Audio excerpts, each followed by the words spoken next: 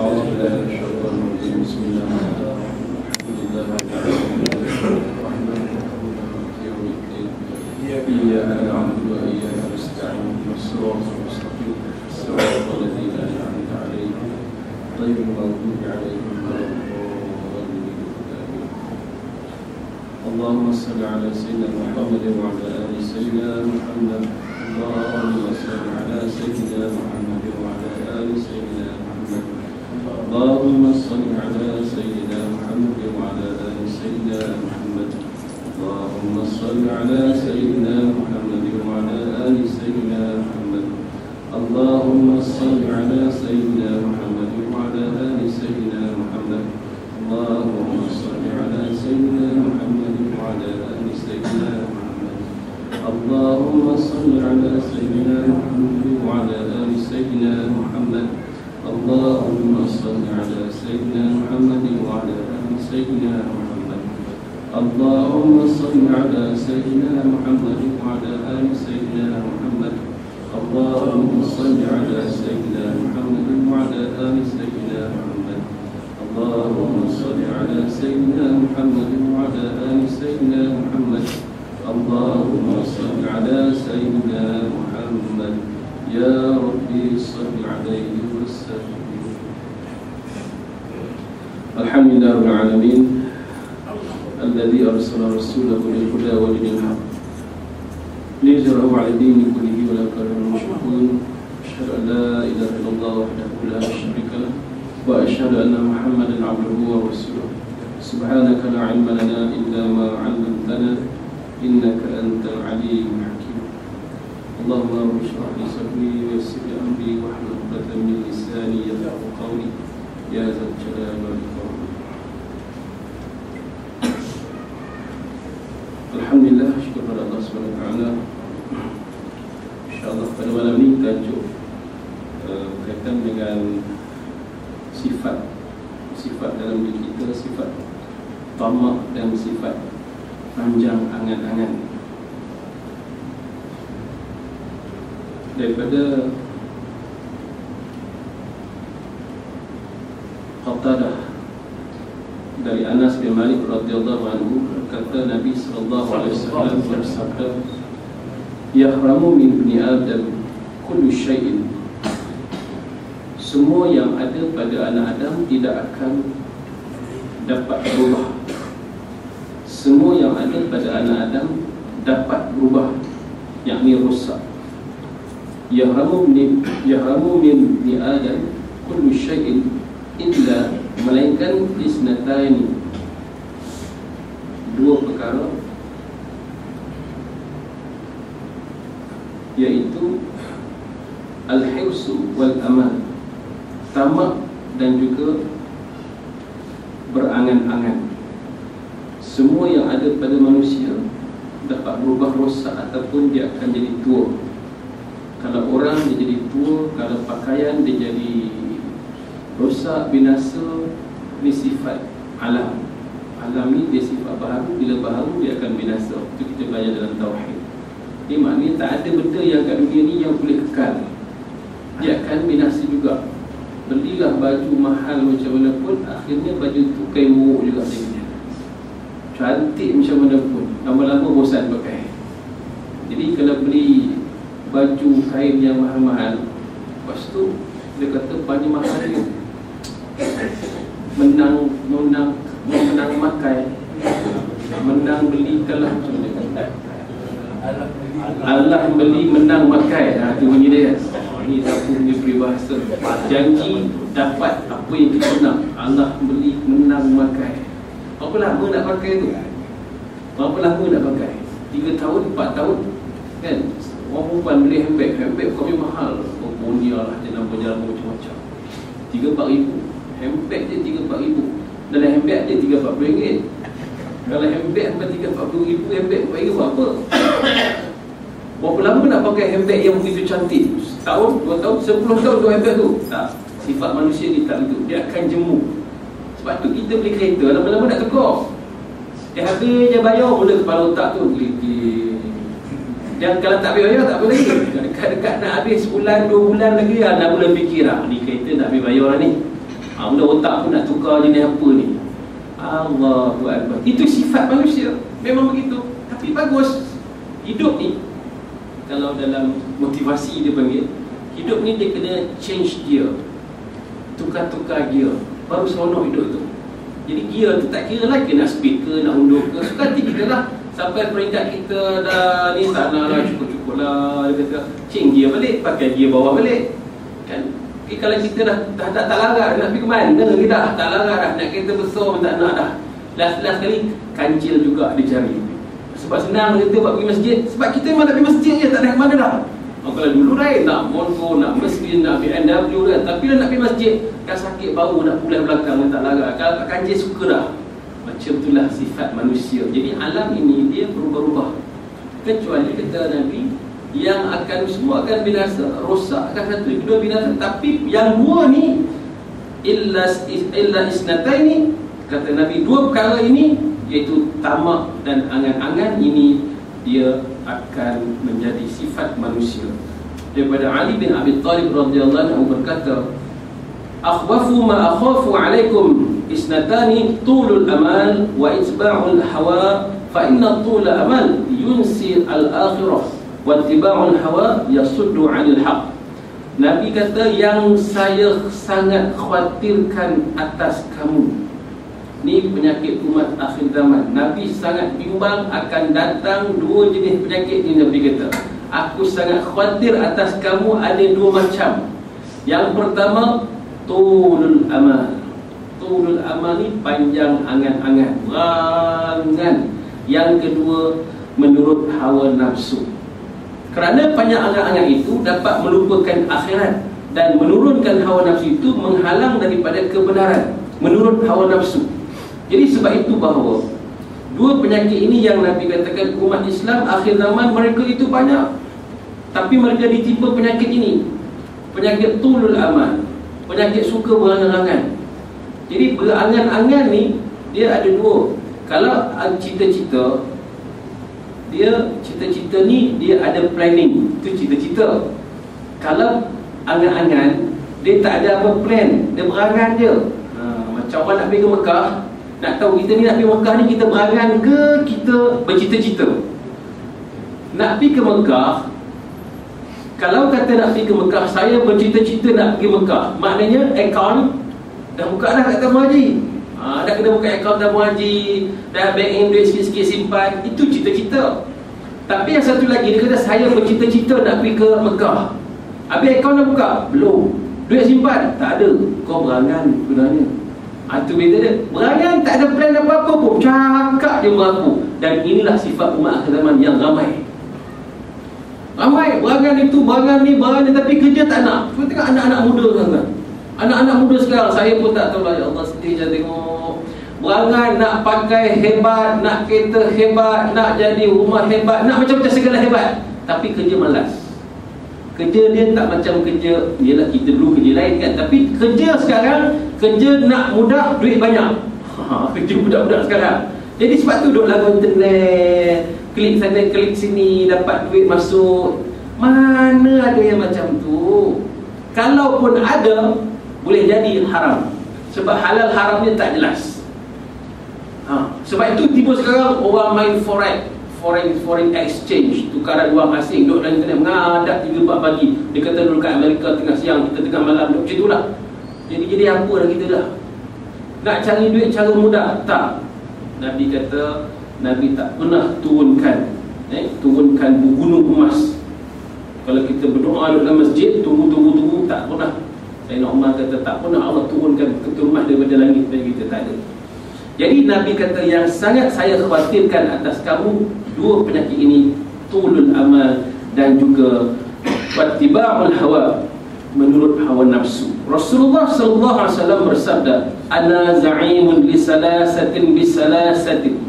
Saya memastikan 3 perkara bagi orang yang sibuk dunia, lil mukibbi 'ala dunya wal harisi 'alaiha wasyahihi biha bifaqrin la ghaniya ba'dahu wa shughlin la faragha minhu wa hammin la faragha ma'ah. bagi orang yang sibuk dunia dan tamak kepada dunia dan bakhil terhadap dunia, pasti dia akan menderita kekurangan yang tidak ada cukupnya. Nabi kata, aku confirm 3 perkara ni.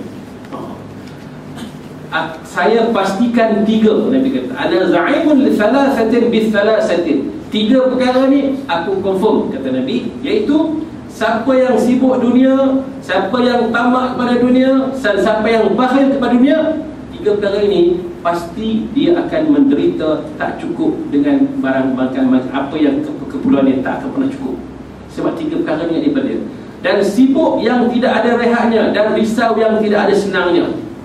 Ni orang sibuk dunia, orang tamak pada dunia, orang bakhil dengan dunia, Nabi kata dia akan menderita kekurangan segala-galanya dalam dunia ini.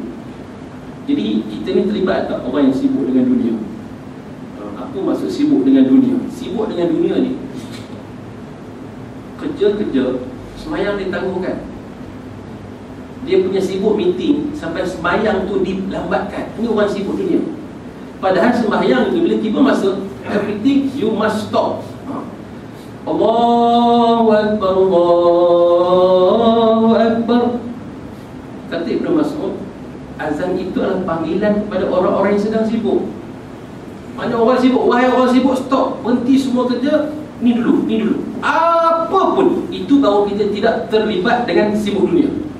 Kalau tidak, kita akan jatuh kepada orang yang sibuk dengan dunia. Kita kata, tak, saya semayang. Semayang, ya betul, zuhur pukul apa? 2.45. Oh, itu bukan. Subuh semayang, semayang pukul berapa? Tengoklah, sekarang subuh kan lambat, 4 minit dan 5 minit. 6. Dulu 5.45 boleh pula bangun awal. Sekarang subuh lambat, dia pun bangun lagi lambat. Allahu Akbar. Jadi sembahyang bukan dia tak sembahyang, cuma dia sibuk dengan dunia. Allah, malam tadi letih lah, balik meeting lewat. Dah mula dah, nampak? Bila keadaan lewat malam tadi, maka subuh tak terjaga. Padahal Nabi kata subuh itulah waktu yang paling penting keseluruhan hari kita. Tuan-tuan, kalau berjaya subuh tadi, berjayalah seluruh hari ini. Kalau fail subuh tadi, fail lah hari ini. Yang mana? Sembahyang 2 rakaat sebelum subuh afdal daripada segala sembahyang sunat. Di antara sembahyang sunat, qabliyah ba'diyah, dibandingkan dengan sembahyang sunat, witir. Yang mana lebih afdal? Maka yang lebih afdal sunat witir. Yang kita sibuk buat qabliyah ba'diyah. Witir ni kita tamu-tamukan, tak apalah, nantilah. Padahal afdal witir dibandingkan dengan qabliyah ba'diyah. Di antara witir pula dibandingkan dengan sembahyang sunat sebelum subuh 2 rakaat, yang mana lebih afdal? Sembahyang subuh lebih afdal daripada witir. Jadi yang mana satu kita nak ambil ni? Semua sekali sapulah. Qabliyah ba'diyah buat, witir pun buat, yang sembahyang sunat subuh pun buat. Sebab Nabi kata sembahyang sunat subuh 2 rakaat itu terlebih afdal daripada segala dunia dan isinya, terlebih baik daripada segala dunia dan isinya. So hari ini nak tahu kita berjaya ke tidak? Tengok subuh tadi dapat tak sembahyang sunat 2 rakaat. Jangan dah kata gini, besok kita kejar yang afdal lah. Witir kita kejar, subuh 2 rakaat kita kejar, lepas sembahyang sunat 2 rakaat lelap tidur, subuh tak sembahyang. Allah, dia kata dapat afdal tak? Yang ni sunat. Jadi sebab itu kita kena pastikan, ya Allah, saya pesan pada diri saya ni, supaya Allah buatkan kita subuh tu dapat bangun awal. Bayangkan orang yang dah dapat 20 tahun lepas dah doa amal sembahyang sunat subuh ni. Memang itulah amalan dia. Dia memang biasa dah datang subuh awal, bangun pukul 3-4 pagi, dah 25 tahun lepas dah. Kita bangun tahun malam ni. Allah tuan-tuan, bayangkan macam mana hebatnya orang tu, 20 tahun lebih laju daripada kita. Dah beratus-ratus ribu rakaat dah dia lebih dahulu daripada kita. Sudah tentulah ganjarannya lebih hebat daripada Allah. Dan dia mendapat dunia dan segala kebaikan dunia itu terlebih baik daripada kita yang baru nak mula. Tapi walaupun macam mana pun, Allah panjangkan umur, Allah datangkan kita sini. Inilah sebabnya Allah datangkan kita, Allah datangkan kita sini untuk majlis ilmu.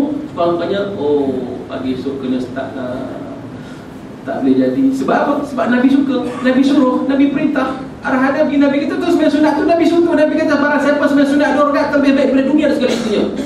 Kita kata kita cinta Nabi, yang Nabi buat kita tak nak buat, rugilah. Ini masalah masjid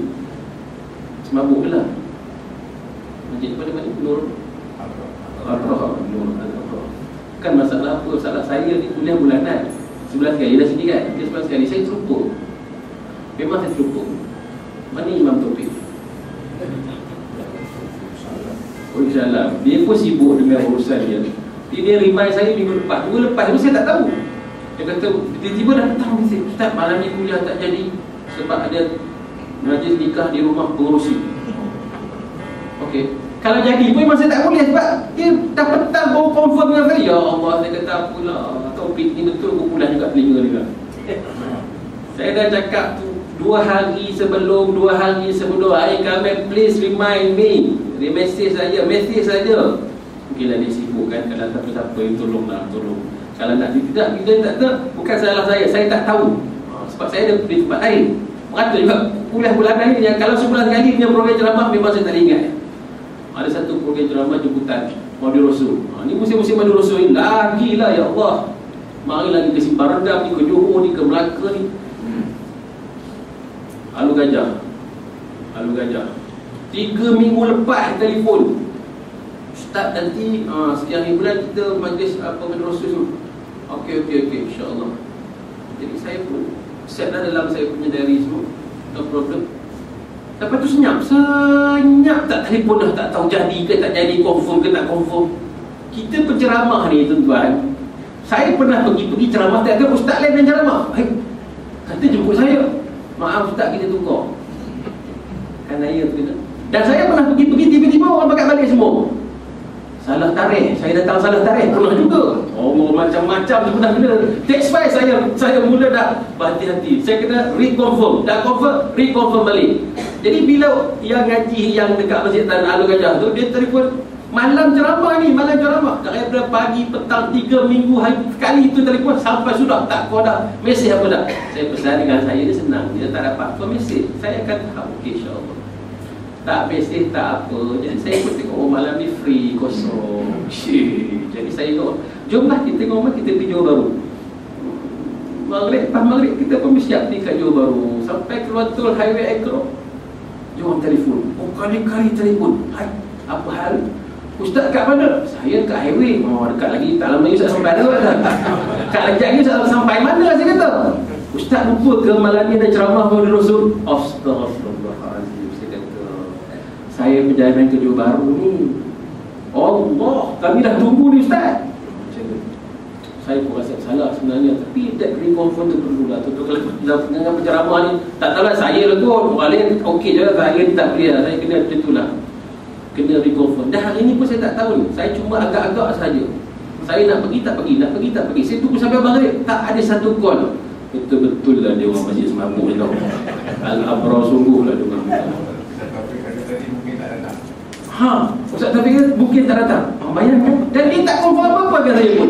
Memang dia nak kena lepas ni. Tak apa, Taufik tu nak murid saya. Sudah lama dengan saya, biar boleh bercakap gitu, tak masalah. Ayahnya pun anak murid saya. Macam. Jadi sampai dia kata mungkin tak tahu, mungkin tak datang. Saya pun tak tahu saya nak datang ke tak datang ke. Sampai maghrib saya kata tak ada. Ya Allah, macam mana tak pergilah. Tak apalah. Ada tak ada saya balik. Sebab niat saya nak sampaikan dakwah itu saja, tak ada apa-apa. Jadi tuan-tuan, this is the problem. Daripada masjid ni punya problem, dan saya juga kita punya ni communicate. Kan boleh WhatsApp. Saya ada WhatsApp tu. Ustaz pun ada insya-Allah. Baik, sambung cerita tadi.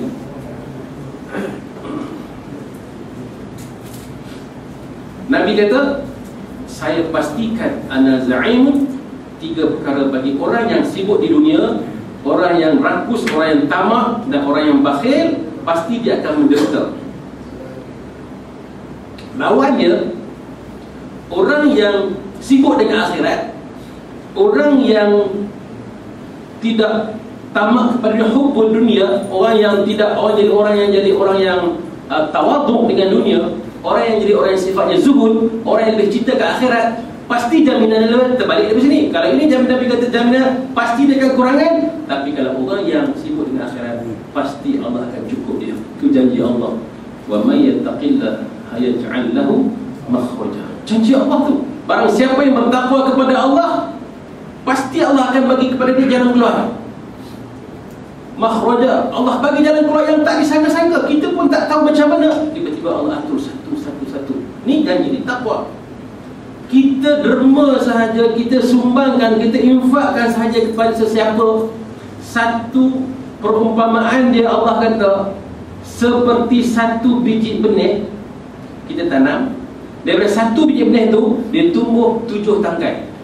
Dah boleh bayang ni? Ni biasa dengar dalam ceramah, dalam kuliah, kutubah pun biasa dengar. Tapi nak ingat tadi. Satu kita tanam, dia naik 7 tangkai. Setiap satu tangkai itu 100 dia naik. Ni ayat ni jelas dalam Quran tersebut. Sudah 100, dia jadikan 7, maknanya sebanyak 700. Satu kita tanam, kita infakkan kepada Allah, Allah pulang balik 700. Yang kita bagi satu tu Allah punya. Inilah sejenis perniagaan kita dengan Allah. Allah bagi modal, Allah bagi untung. Tak nak lagi. Bukan duit kita, bukan harta kita, tapi semua yang milik Allah, Allah bagi kepada kita, dan Allah bagi balik ganjaran yang berlipat ganda. Subhanallah. Kenapa tiba-tiba kita jadi orang bakhil? Sebab kita tulul amal, panjang angan-angan, berangan dia berangan. Orang lelaki ni sebab tu orang perempuan takut kalau bagi kaya. Jangan bagi dia kaya, ustaz. Dah faham tak? Saya tak payah cakap dah. Kalau dia kaya dengan ustaz, dia kahwin lain, ustaz. Banyak dah. Dia kata, jangan tengok yang banyak tu. Ni orang alim-alim belaka ni. Ni jemaah alim-alim belaka. InsyaAllah tak 2-3 seorang. Bukan 2-3 je dia. Tak ada masalah kan. Allah, nikmat tuan Allah bagi ni. Saya duk fikir, kenapa ulama-ulama, ustaz-ustaz, tok guru ni jarang satu. Minta maaf siapa yang lebih satu dua saya tak tahu. Double barrel saya tak tahu. Sebab Allah bagi nikmat pada di dunia. Dunia dah rasa satu nikmat, yang akhirat besok satu orang kita 70 bidadari Allah bagi. Siapa tahu Allah dah gunakan nikmat pada dia. Dia tak ada masalah apa-apa. Allahu Akbar, hebatnya. Ada satu syekh daripada Indonesia. Di Indonesia lah. Orangnya handsome, cerita ni ada satu ustaz kita. Orangnya memang smart, segak, bergaya. Isteri dia ada 4, anak dia ada 40. Kau seorang kita ada 40. Kalau seorang satu selawat dah banyak dapatkan dia tak? Seorang satu doa banyak dapatkan bapak dia tak? Ya Allah, memperbanyakkan zurat-zurat Nabi daripada keturunan-keturunan orang yang soleh. Bayangkan betapa hebatnya. Ni macam bagi semangat pada macam Kak Ya pulang. Nanti balik nak bagi semangat ni kata ni, nak menambah zuriat yang soleh kata. Baik. Kemudian disebutkan lagi Nabi Adam AS pernah berwasiat kepada putranya dengan 5 perkara, dan menyuruh supaya anak yang berwasiat juga kepada putera-putera yang seterusnya dengan 5 perkara. Awwaluha, yang pertama, qul li auladika la tatma'innu bid dunya. Yang pertama, katakanlah kepada anak-anakmu, bagi tahu kepada anak-anakmu, kamu jangan berasa tenang dengan dunia ini. Fa inni isma'nantu bil jannah al-baqiyati falam yardallahu manni wa akhrajani minha.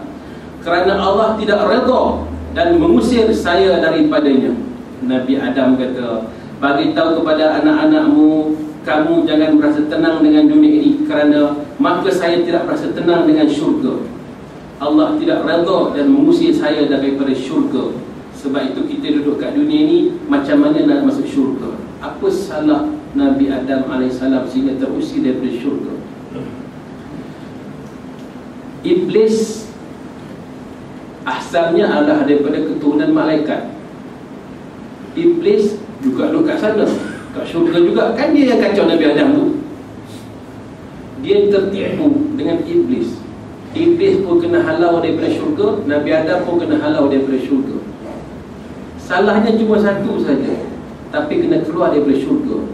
Kita duduk kat dunia, kesalahan kita berlambak-lambak, beribu-ribu, tu pun berangan nak masuk syurga.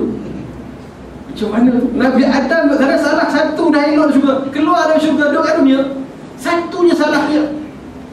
No, Sedangkan kita kat dunia ni kesalahan, ya Allah, bukan banyak kesalahan kita. Macam mana nak masuk syurga ni? Rasulullah SAW satu hari pegang daun, ambil satu daun, dan daun tu daun kering. Tangkai ada daun-daun kering, dan Nabi goyang-goyangkan dan angin bertiup sehingga gugurlah daun-daun tu daripada. Sahabat tengok, apa benda Nabi buat ni? Ya Rasulullah, sahabat tanya, apa Rasulullah nak bagi tahu ni? Nabi kata, beginilah solat engkau. Solat kita tu kedudukannya macam ni lah, Nabi kata. Seperti mana daun-daun kering ini gugur, apabila engkau solat, maka gugurlah dosa-dosa daripada diri kita. Oh, macam tu. Maka ulama kata yang dikatakan gugur dosa-dosa itu adalah dosa-dosa kecil. Bila kita solat, gugurlah dosa-dosa kecil itu. Dosa-dosa besar kena tawassul nasuha juga. Tapi bayangkan Allah punya kasih kepada kita, nak bagi sangat kepada kita keampunan dengan dosa yang begitu banyak tadi. Hanya dengan kita solat sahaja, maka Allah gugurkan dosa-dosa kita. Sebab itu jangan lambat-lambatkan solat, jangan tangguh-tangguh. Kita alhamdulillah tuan-tuan, anak-anak muda kita, anak-anak perempuan kita, anak-anak yang sedang besar ni, tolong nasihatkan mereka. Kalau duduk jauh yang kerja, duduk bujang-bujang, tak apalah, telefon abah, telefon tak apa. Angah kat semayang dulu, Angah, abah telefon. Dia dah tahu lah, abah kat telefon tak ada cerita lain, dia tanya sembayang ni. Tak apa, anak kenang sampai mati. Kita dah tak ada pun anak kita, abah aku kalau dia telefon, dia mesti tanya abah semayang. Saya ingat ayah saya, arwah ayah saya. Jadi kalau kawan-kawan saya datang rumah, tak kira siapa, kenal tak kenal, tak kira siapa, dia akan pesan, ini doa naik kenderaan. Bila sampai kenderaan, ini doa naik kenderaan, baca. Lepas tu semayang jangan tinggal. Ya Allah, padahal tak kenal tu kawan-kawan tu, dia akan pesan itulah.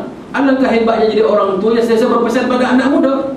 Itu untuk anak-anak muda, kawan anak-anak kita datang ke rumah kita, kita pergilah sekejap, berkenal-kenalan, pesankan pesanan-pesanan yang baik. Sebab Nabi kata balighu anni walau ayah. Cakaplah. Kadang-kadang kita ni malah campur lah, budak-budak muda biarlah dengar. Tak, bukan, sampaikan satu, walaupun satu ayat daripada Nabi itu. Pesankan dia tentang solat, jangan tinggal, jangan lupa. Sampai kawan-kawan anak kita pun akan ingat besok. Oh, ayah engkau, dia kata, aku masih ingat dia ayah engkau. Itulah pesanan engkau. Kalau aku pergi rumah kau, mesti pesan, semayang jangan lupa, semayang jangan tinggal. Allah, kan best tu. Kita mati besok, budak tu amalkan, pahala masuk. Jadi pesan pada putera-puteramu, jangan berasa tenang dengan dunia. Kerana saya ketika berasa tenang di syurga, maka saya tidak redha, Allah tidak redha dan mengusir saya daripadanya. Sebab itu Nabi Adam AS ketika tengah seronok dekat dunia, maka dia kena keluar daripada syurga, tengah gembira di syurga, kerana seronok sangat, akhirnya Allah keluarkan daripada syurga kerana lalai. Orang yang terlalu gembira biasanya dia akan lalai. Orang kaya biasanya dia lalai, dia lupa. Orang susah dia beringat. Orang lalai, orang kaya, orang berada, fikirannya banyak menumpukan kepada nafsu. Orang susah, fikirannya tertumpu kepada ibadah. Sebab itu Nabi tak pernah menunjukkan kepada sifat kekayaan Rasulullah. Padahal Nabi itu kalau nak kaya boleh sangat. Nabi tak pernah pun minta doa bagi kaya. Nabi selalu bagi tahu bahawa, lihat aku ni sebagai seorang hamba, aku hidup seorang hamba, aku makan sebagai seorang hamba, dan aku tidur sebagai seorang hamba. Hamba Allah. Baik, yang kedua, katakan kepada mereka, ini wasiat Nabi Adam AS, jangan menurut hawa nafsu wanita. Tadi kita pasal kahwin, jangan turut hawa nafsu wanita. Sesungguhnya saya telah menuruti hawa nafsu wanita sehingga makan pohon yang dilarang, dan akhirnya saya menyesal. Allahu Akbar. Inilah akibatnya daripada menurut hawa nafsu daripada wanita. Sebab itu suami jangan terlalu ikut sangat apa kehendak isteri. Ada perkara yang boleh ikut, sebab isteri Allah ciptakan wanita memang begitu sifat dia. Dia punya kehendak yang bermacam-macam, banyak. Tinggal kita nak ikut tak ikut. Kalau kita ikut semua, jawab dia penat. Tak usah ikut tu, ikut dia bawa pergi Jekyll pun tak tahan lah. Pergi pun Nagoya, tempat beli gaya lah, larang ikut-ikut lah. Dia pusing, dia pegang ni, sentuh ni, tengok ni, angkat buku semua. Lala tak baca air ni, satu lai pun tak beli. Larat gitu. Ikut pergi supermarket, penuh troli dah ikut barang. Memang begitu orang perempuan. Allah bagi dia begitu. Orang perempuan jangan marah. Kami tak macam tu ustaz. Yelah tak macam tu, dah tua. Kalau dulu-dulu bukan satu troli, 2 troli sekali capai. Silat-silat troli tu bawa balik ke rumah satu. Tengok-tengok kat rumah ada troli satu. Mana kau bawa troli ni bawa balik rumah ni? Ya Allah, ingat boleh bawa balik. Kali bayar dengan troli sekali.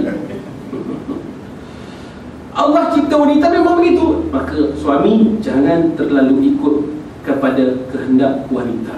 Sebab kata Nabi Adam, saya dulu kerana ikut nafsu wanita lah, sehingga saya makan pohon yang dilarang dan menyesal akhirnya. Tak apa, kita tak ikut yang apa kehendak isteri banyak pun tak apa. Maka suami isteri akan melihat hebat suami dia. Dia nak macam-macam, suami kata nanti dulu, kita tengok dulu. Kita pun ada perancangan anak-anak dia. Wow, dia tengok suaminya hebatnya, berwibawa. Dia tahu suami dia suami yang ada planning, perancangan lebih jauh. Orang lelaki ni perancangannya lebih jauh. Dia jarang cakap tapi otak dia berjalan. Orang perempuan mulut cakap tapi otak dia kurang berjalan. Allah, kasarnya malam ni, ya Allah, minta maaf lah orang perempuan. Bukan kata macam tu, ni kamera ni padamlah, tutuplah. Nak ceritakan bahawa Allah ciptakan akal kan, akal pada lelaki, nafsu pada perempuan. Sebab tu 9119 tu kat situ. Bukan kata orang perempuan tu kurang akal, tak. Nak bagi tahu bahawa berfikiran jauh. Wanita biasanya dia melihat apa yang depan mata. Yang tu lah. Tu kebiasaannya. Orang lelaki tak, sana jauh lagi. Dan orang perempuan pula, wanita ni sifat dia, semua perkara walaupun kecil tapi besar bagi dia. Orang lelaki kalau kecil dia buang gitu je. Alah, dah kecil. Kecil bang, besar ni bang. Besar pula. Betul.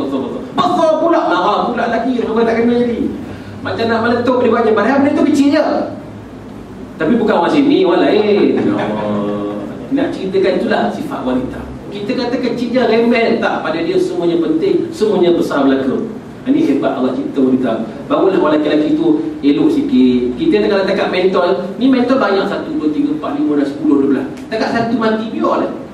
Satu tu padam, biar. Banyak 9, 10 ada lagi, biar. Dan jangan yang satu tu dah mati. Dah 2 bulan tu bang, satu tu.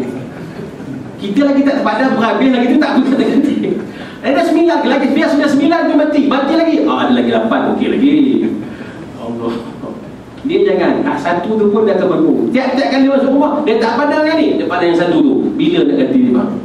Last sekali dia sendiri panjat, nanti lampu. Jatuh pula tangga masuk hospital. Kan panjang sangat. Allah, ni sifat wanita. Jadi jangan terlalu ikut dan tengok-tengoklah. Yang ketiga, tiap amal yang hendak dikerjakan harus kamu perhatikan akibatnya. Wasiat Nabi Adam AS kepada kita semua, pada putera-putrinya, juga kepada kita. Setiap perkara yang kita nak buat, fikirkan dulu akibatnya. Apa akibatnya? Sebab andaikan saya fikirkan akibat, maka saya tidak akan menerima akibat ini. Kalaulah dulu sebelum makan buah tadi terfikir akibatnya, sedangkan itu larangan Allah, tapi saya tak fikir akibatnya, maka inilah jadinya saya, kata Nabi Adam AS. Ini nasihat yang sangat berguna bagi kita tuan. Itu kadang-kadang kita buat, dia panggil, dia kata berbuat tanpa berfikir. Berbuat tanpa berfikir adalah satu kebodohan. Dah buat tanpa berfikir, berfikir tanpa berbuat, satu kebodohan. Berbuat tanpa berfikir, 1000 kebodohan.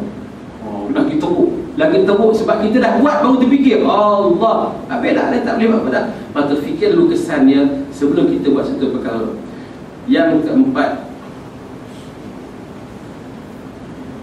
jika hatimu tidak tenang, maka hindarilah perbuatan itu. Jauhilah perkara itu. Hati kita rasa tak sedap. Ni ada dalam kaedah fiqh pun ada kan. Macam kita semayang 3 rakaat ke 4, sembahyang zuhur, sembahyang asar, sembahyang senyap, sembahyang tak bunyi. Tadi 3 ke 4 ni, hati kita rasa apa? Oi, 4 dah pun, 4.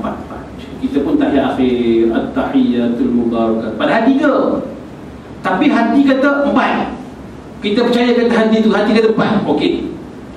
Habis selesai, Assalamualaikum warahmatullahi, Assalamualaikum warahmatullahi.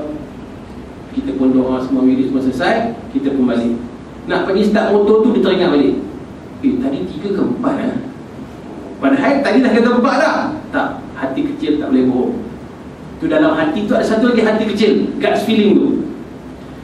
Rasa-rasa macam 3 dah tadi. Hati besar dah, 4 dah. Kita pun sambut motor balik. Sambil naik motor nak sampai terpilat, terfikir 3 ke 4 tadi. Dia tak puas hati. Sehingga nak ada sampai ke rumah nak makan nasi pun teringat, jangan-jangan 3 tak tadi ni. Last sekali dia sembahyang sebelum Allah buat 4. Bila habis 4, hilanglah perasaan tadi. Itu hati kecil yang sangat-sangat hebat. Hati ni tak boleh bohong. Hati inilah yang redha, yang ikhlas, yang tawaduk, yang qanaah. Duduk kat hati itulah. Hati yang sangat bersih. Hati kecil inilah yang nak dijaga. Sebab itu kadang-kadang yang dikatakan orang yang ada mata hatinya, dia nampak dengan pandangan mata hati. Mata hati yang itulah. Apa perasaan kita bila orang datang minta sedekah? Suruh dia pergi itu saja, tak payahlah, aku dah banyak sedekah dah. Ataupun kita akan tersedekah juga walaupun RM1. Betul tak? Kalau kita ada pandangan mata hati yang tadi, basirah, kok macam mana pun kita akan ulur juga RM1, RM2. Tak akan bagi gitu saja. Sebab Rasulullah SAW tidak pernah menghampakan orang yang datang meminta. Ini sifat Nabi. Tak pernah Nabi hampakan siapa saja datang minta. Tak banyak sikit pasti bagi. Ini sifat Nabi. Sebab tu kita nak tiru ni. Kalau ada orang minta, kenalah bagilah. Tak dapat banyak pun tak apalah, bagilah RM1, RM2 pun tak apalah. Nak derma, datang orang minta derma kat rumah kita, ya Allah, minta surat dulu. Ada surat, bawa surat. Dia pun ambil surat dalam plastik tu. Tak tunjuk surat. Tadi ada cok polis ni. Cok polis pula minta, ada pula cok. Dah cok jaim pula, cok jaim, cok polis. Kan cok semua dah siap-siap, cok dia betul. Interview pula dia daripada mana datang, berapa hari dah berjalan semua ni. Duit tak bagi lagi. Interview kat tepi pagar, setengah jam interview. Lalang, okey tak apalah, saya nak derma. Masuk RM2 je. RM2 kau derma interview sampai setengah jam. Kalau saya minta derma tu nak, saya baling duit tu balik. Allah, kalau nak derma RM2,000, okey lah, interview setengah jam kan. Ini RM2 interview lama, tak payahlah, ambil lah, nak pergilah, pergi. Ada orang kadang-kadang dia nak derma tabung masjid pun terfikir-fikir. Tabung masjid tu RM2 jam berjalan ke, nak bubuh ni kalau jangan-jangan dia orang solat biar aku tak JK masjid kita. Ada. Dia tak kuat, dia kata jangan-jangan tak mana, dia orang ni bukan betul JK ni. Dia tu dia kata, tuan-tuan, yang kita bagi tu kita dengan Allah. Yang apa yang nak buat JK tu dia jawab dengan Allah. Tak payah ragu, bukan kerja kita. Bukan kerja kita. Kerja kita dengan Allah bagi yang terbaik.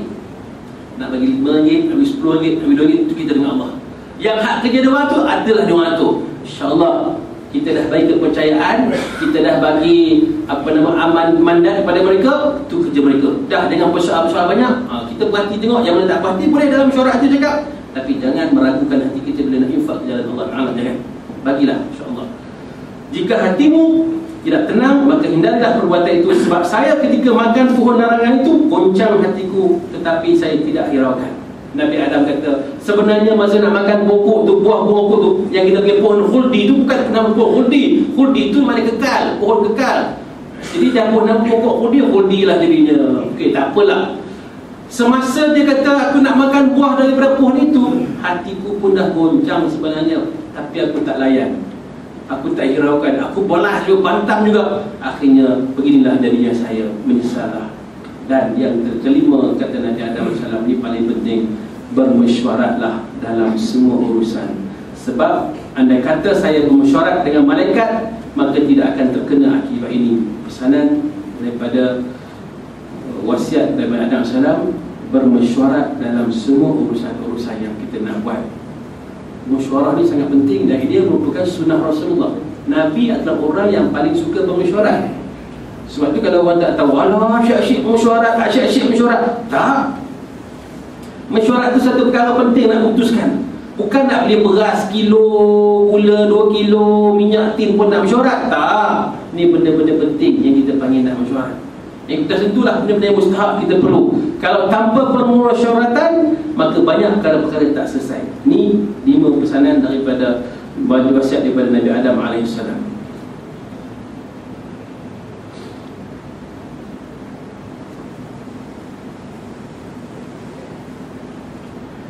Awaluha, Syaqiq Al-Baghi menyatakan, saya telah menyimpulkan dari 4,000 hadis 400 hadis 400, dan daripada 440 dan daripada 40 ada 4 hadis. Masya Allah.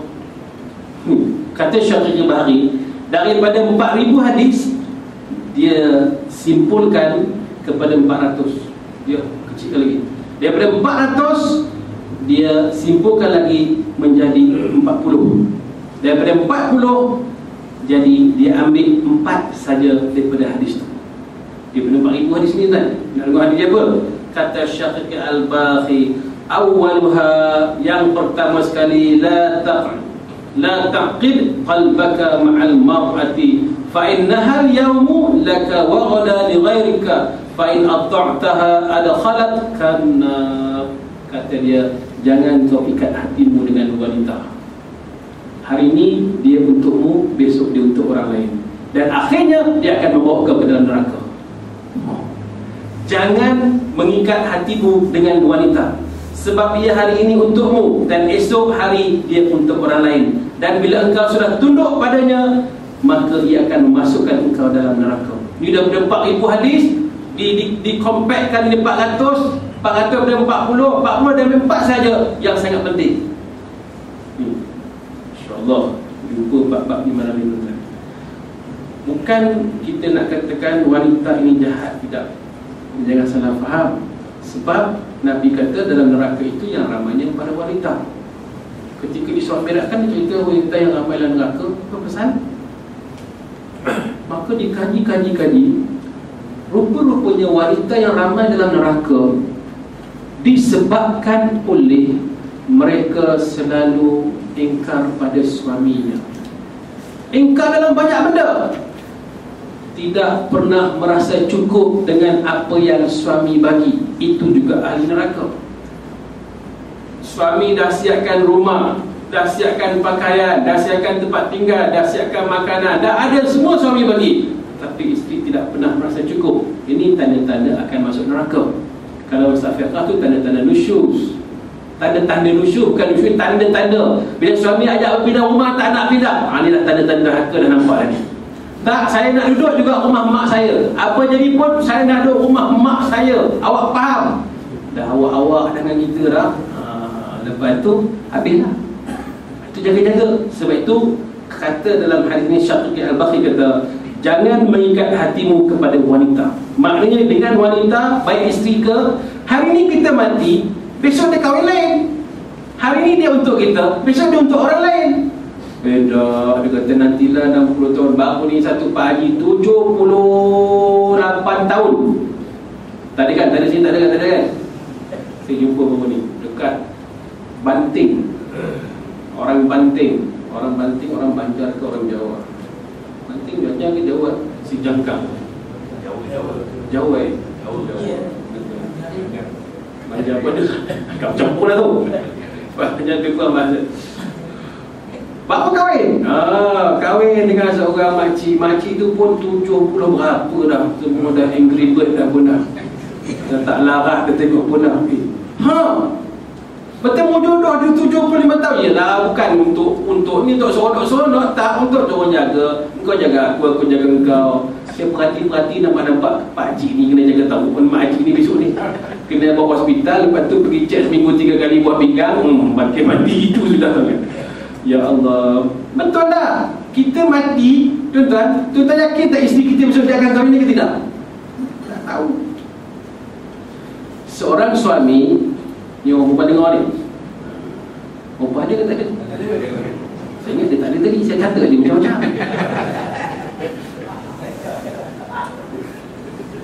Saja gusik orang perempuan. Kalau seorang isteri meninggal dunia, dia besok akan berjumpa dengan suaminya. Sebab itulah suami terakhir daripada dia. Kalau seorang suami meninggal dunia, isteri hidup, janda, suami meninggal dunia, isteri itu akan dapat berjumpa dengan suaminya besok di akhirat, sekiranya dia tidak berkahwin lagi. Dia tak kahwin dah, itulah suami dia sampailah ke mati. Satu tu, dia mati esok dia akan dapat. Tapi kalau kata dia kahwin lagi, dia ada dua suami, suami kedua pun mati juga, akhirnya dia hidup lagi, 3 orang. Dia kahwin lagi suami yang ketiga. Ada satu makcik kat Kedah tu, umur 106 tahun. Baca lah surah Abah tu, 6 suami dia dah. Suami 6 dah padam, dia steady lagi, boleh sampah-sampah lagi.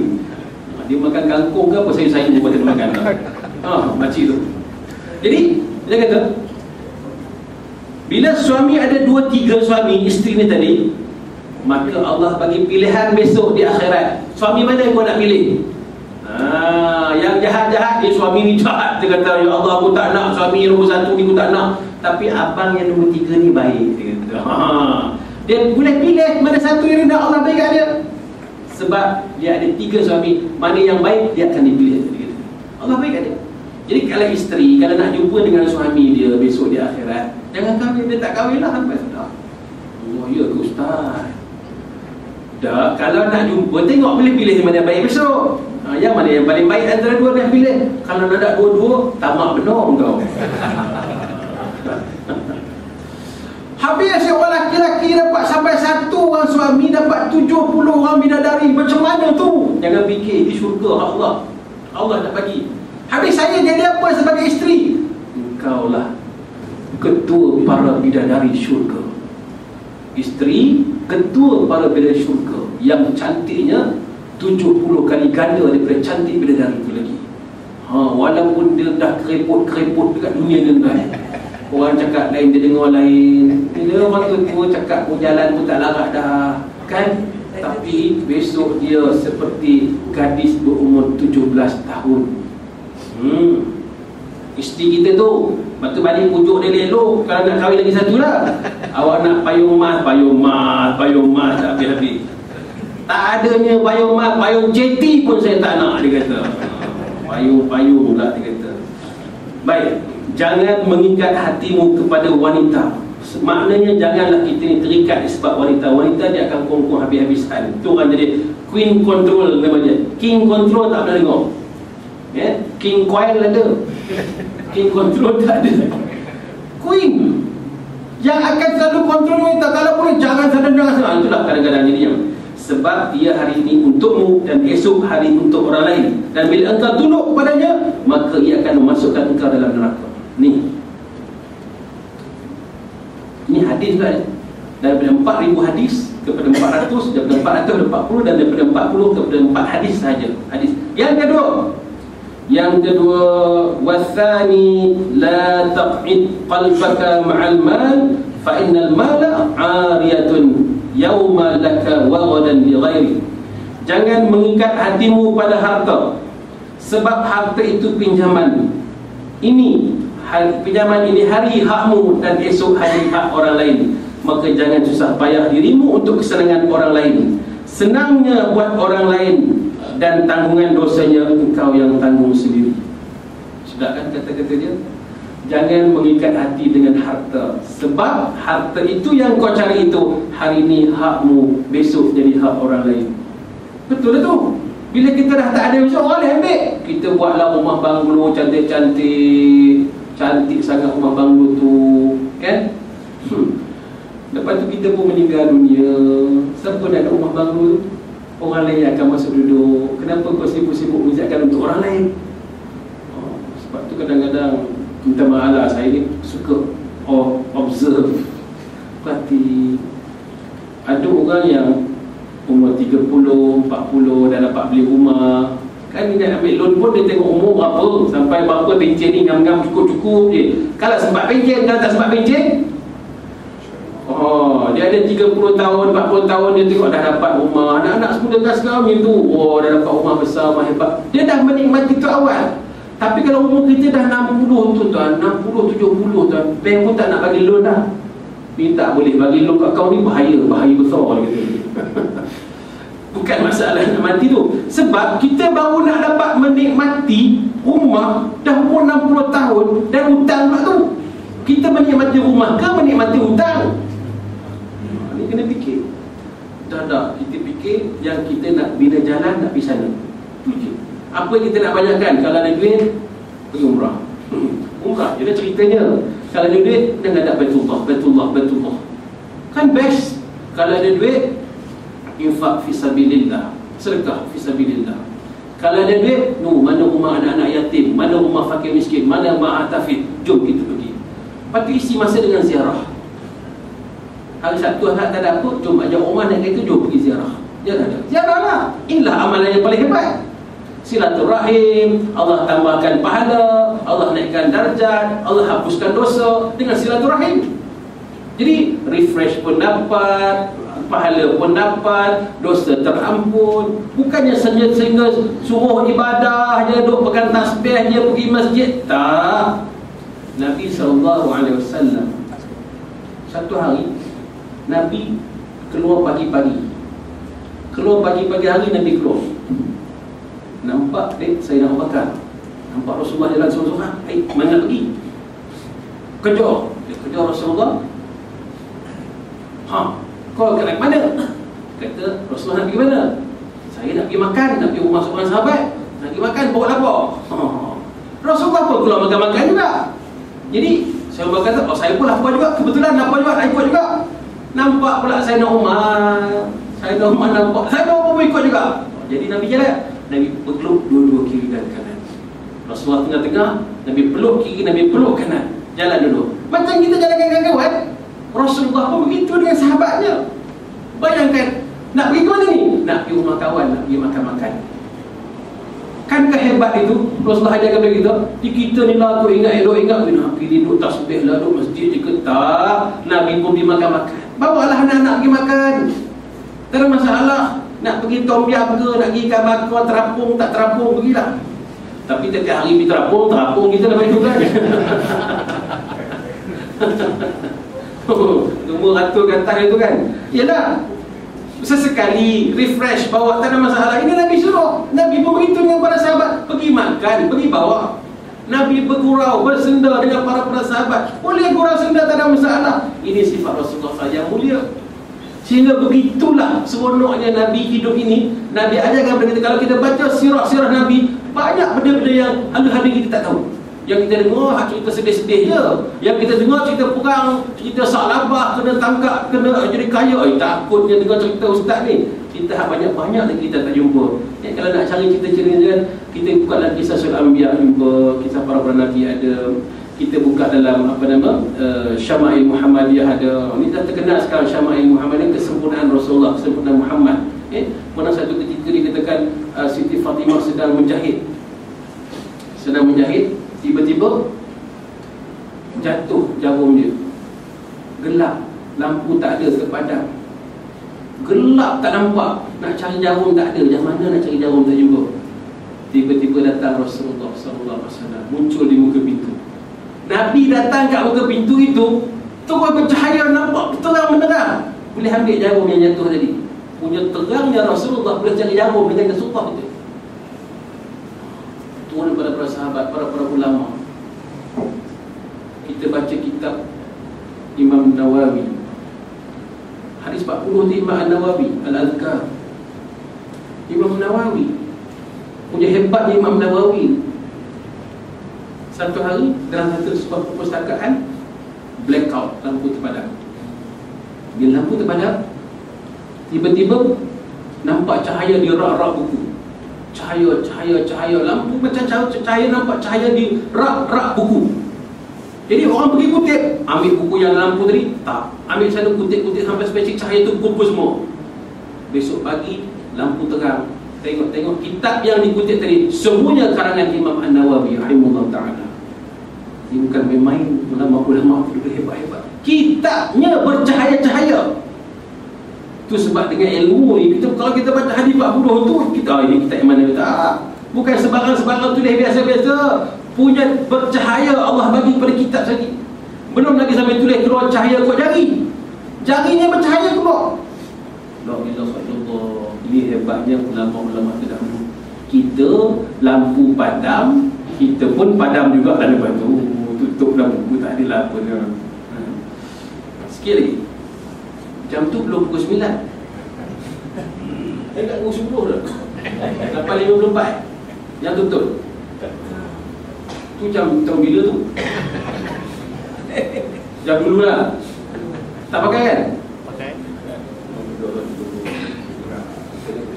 Betul? Okey.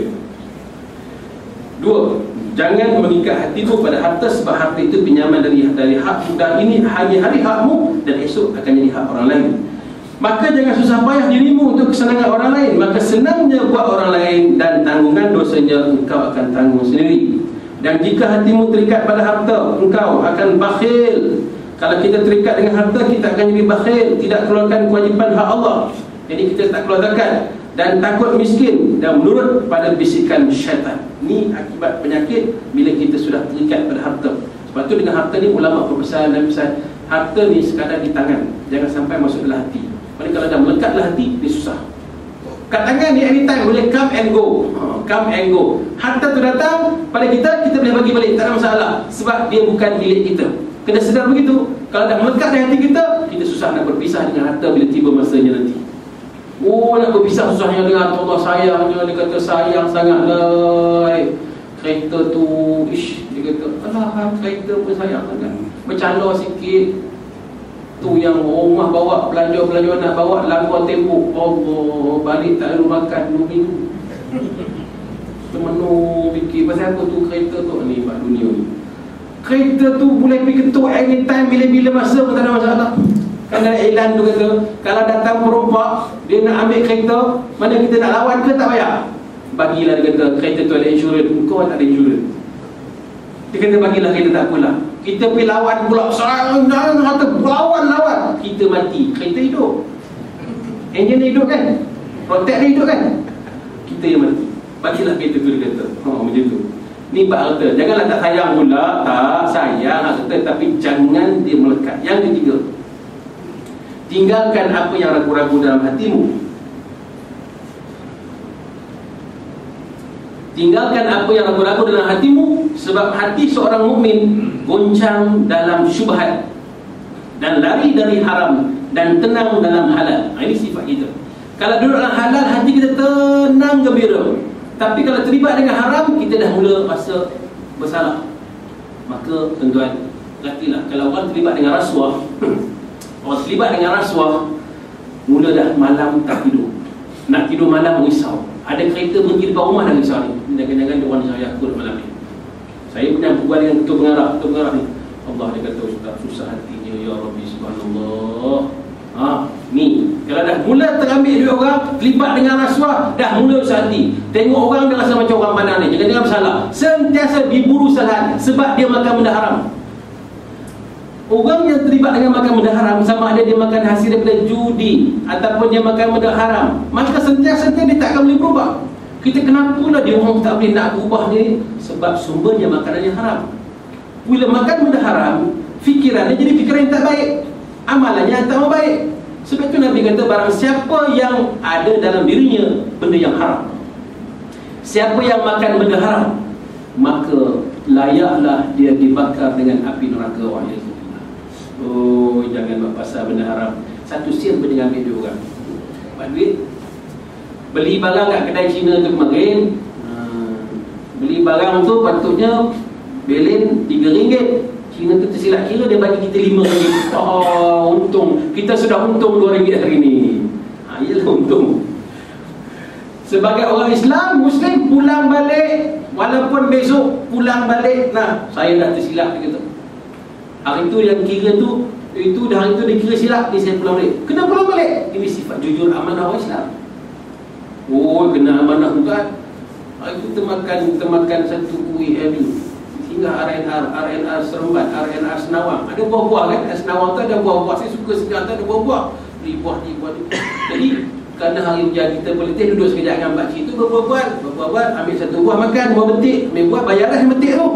Dah sedap pula, ambil nenas pula. Kita pun makan tengah makan nasi. Lepas tu hujan. Bila hujan, okey bang, terima kasih bang. Kita pun berlari masuk kereta. Ni hak nenas tak payah. Allah.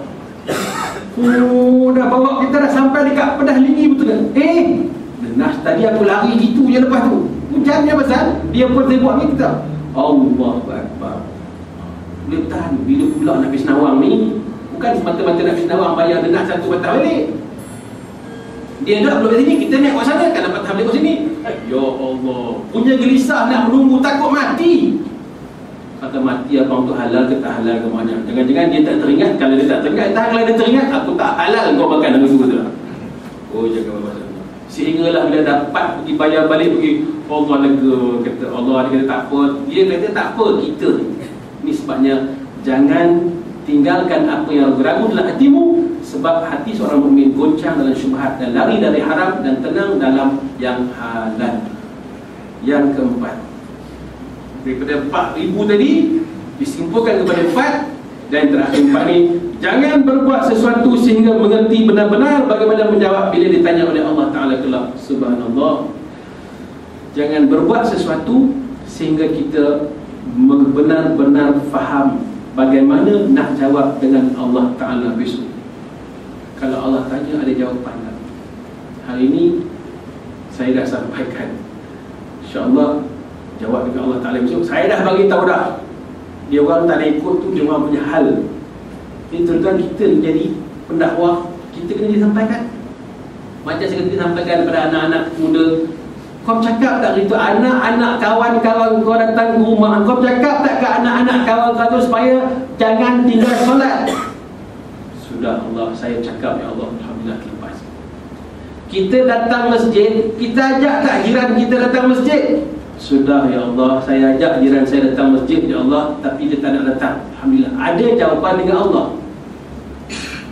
Tapi kita tak pernah sekali ajakkan jiran kita pergi masjid. Tak pernah bagi tahu kat dia ada kuliah-kuliah agama, ada apa. Tak pernah bagi tahu satu perkara halal haram pada dia. Tolong dia. Kita rasa kita seorang-seorang je nak masuk syurga. Tuan-tuan, ini kata tadi, jangan buat satu perkara sehingga kita benar-benar mengerti bagaimana nak jawab dengan Allah Ta'ala besok. Kadang-kadang nak beli satu VCD kalau baru RM34 ke RM35, RM39, 90 sen original punya. Apa nak jawab dengan Allah Ta'ala besok? Yang kita beli tu lagu Scorpion, yang kita beli lagu tu black metal, black dog black penyanyi, black lah. Yang kita beli tu filem-filem yang macam mana nak jawab dengan Allah Ta'ala ni besok? Tu yang original RM39.90, yang pirate yang second RM5 tu pun tak tahu nak jawab tak? Macam mana nak jawab Allah Ta'ala? Sampai begitulah, takut nak jawab Allah Ta'ala. Macam mana ni nak jawab RM5 ni? Sebab harta dua soalan dia tanya, dari mana kamu dapat, ke mana kamu belanjakan. Itu yang takut. Sebab tu dia pesan dalam hadis yang terakhir ni, buatlah satu perkara sehingga kita tahu bagaimana kita nak jaga Allah Ta'ala besok, maka selamatlah dia. Kun, kata Nabi SAW, hadis daripada Mujahid bin Abdullah bin Umar, kun fid dunya ka'annaka gharibun aw 'abirus sabili wa'udda nafsaka min ahli al-qubur. Ni hari ini ada dia buat dalam Al-Adhkar Imam Nawawi. Jadilah engkau di dunia ini bagai seorang yang asing atau sekadar pergi jalan, dan anggaplah dirimu daripada ahli kubur. Bayangkan, jadilah kamu di dunia ini, kun fid dunya ka'annaka gharibun. Jadilah kamu di dunia sebagai orang asing. Maksudnya adalah orang yang tak buat tapi kita buat. Kita terasing di tengah-tengah orang yang buat maksiat, kita solat. Macam tu Nabi kata, kamu jadi begitu. Tuan-tuan bayangkan, tengah tengok bola dekat stadium tu, piala apa ke sekarang ni, piala tu lah yang tumbuh dalam terowong main tu, JDT tu. Duduk kat stadium, tiba-tiba masuklah waktu semayang Fardhu Maghrib. Kita duduk seorang-seorang, Allahu Akbar, Allahu Akbar, kat stadium seorang-seorang dia semayang. Nabi kata, jadilah kamu orang yang asing di dunia ini. Itu maksudnya daripada hadis jadi orang asing. Kita pergi majlis tu, alamak, tak sesuai betul lah kalau kita pakai baju-baju macam ni. majlis tu majlis orang ada tari menari, ada ialah minum makan malam, dinner, annual dinner. Takkanlah kita nak pakai macam ni, takkan nak pakai songkok atas kepala. Nabi kata, jadilah kamu orang yang asing dunia ini, lain daripada orang. Tak apa, kita tetap jadi diri kita. Kita macam kita ni lah. Yang tu yang berat tu. Tu yang berat. Kadang-kadang kan tak kena pula, takkanlah nak pakai macam ni. Tak, Nabi kata, orang ketika itu buat maksiat, kamu berbuat ibadah kepada Allah. Jangan orang buat maksiat, kamu pun terikut dengan maksiat. Kamu jadi orang yang sama saja. Yang inilah kun fid dunya ka'annaka gharibun aw 'abirus sabil. Kita tetap dengan sibuk macam mana pun, kita jaga witir kita. Sibuk macam mana pun, besok pagi kita jaga subuh kita. Ini kita tak jadi orang yang biasa-biasa. Maka wa'udda nafsaka min ahli kubur, dan anggaplah dirimu daripada ahli kubur. Masya-Allah.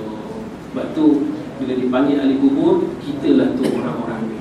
Jadi pada ahli kubur sekalian, kita semayang insya-Allah. Allahu Akbar. Cerita dia panjang tuan, tamat dah panjang ni. Jadi kita ringan-ringan sikitlah kuliah malam ni kan. Sekali jumpa dengan ustaz, dengan stres-stres sangatlah InsyaAllah boleh Wallahu a'lam. InsyaAllah. Bismillahirrahmanirrahim.